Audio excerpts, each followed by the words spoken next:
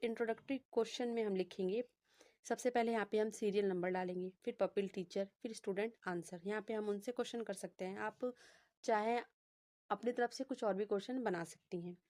तो मैंने यहाँ पे लिखा है हैव यू सीन एप्पल, तो बच्चे बोलेंगे यस। फिर सेकंड में पूछा है मैंने कि हैव यू ईट बनाना, तो बच्चे बोलेंगे यस। फिर do you know the colour of mango, ये बोलेंगे येलो। फिर do you know the colour of grapes, तो जी फॉर ग्रेप्स भी यहाँ पे मैं कर सकती हूँ। तो बच्चा जी फॉर ग्रेप्स मतलब अगर मैंने यहाँ पे ग्रेप्स लिखा है, आप यहाँ पे कुछ और भी प्रॉब्लमेटिक क्वेश्चन यहाँ पे कर सकती हैं। तो आप यहाँ पे लास्ट में लिखेंगी प्रॉब्लमेटिक क्वेश्चन। ये मैंने खुद से अपना बनाया था, आप चाहे तो आप यहाँ पे अपना कोई भी क्वेश्चन लिख सकती हैं जो आपको कंफर्टेबल लगता है। और आप फिर लास्ट में यहाँ पे लिखेंगे प्रॉब्लमेटिक क्वेश्चन, किस क्वेश्चन को करने में बच्चा प्रॉब्लम फेस कर रहा है। इसके बाद आता है अनाउंसमेंट ऑफ द टॉपिक।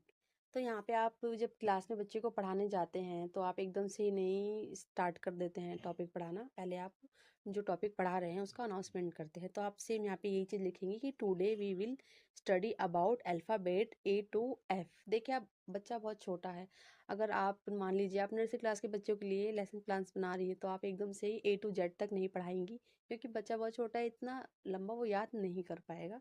तो इसलिए आप स्टार्टिंग में थोड़ा छोटा रखेंगी, बाद में आप उसे बढ़ा सकती हैं। तो मैंने A to F करा है, आप चाहे तो A to G तक कर सकती हैं। प्रेजेंटेशन, देखिए लेसन प्लान का सबसे मेन पार्ट होता है प्रेजेंटेशन, कि आप प्रेजेंट कैसे करोगे बच्चों को अल्फ़ाबेट पढ़ाने के लिए। तो हम यहाँ पर सबसे पहले लिखेंगे सीरियल नंबर, टीचिंग पॉइंट्स, फिर लिखेंगे पपिल टीचर एक्टिविटीज़, फिर लिखेंगे टीचिंग एड्स और लास्ट में लिखेंगे स्टूडेंट एक्टिविटी। नंबर 1 डाल के हम इंट्रोडक्शन लिखेंगे। इंट्रोडक्शन में लिखेंगे pupil teacher will introduce the topic is alphabet by showing them chart.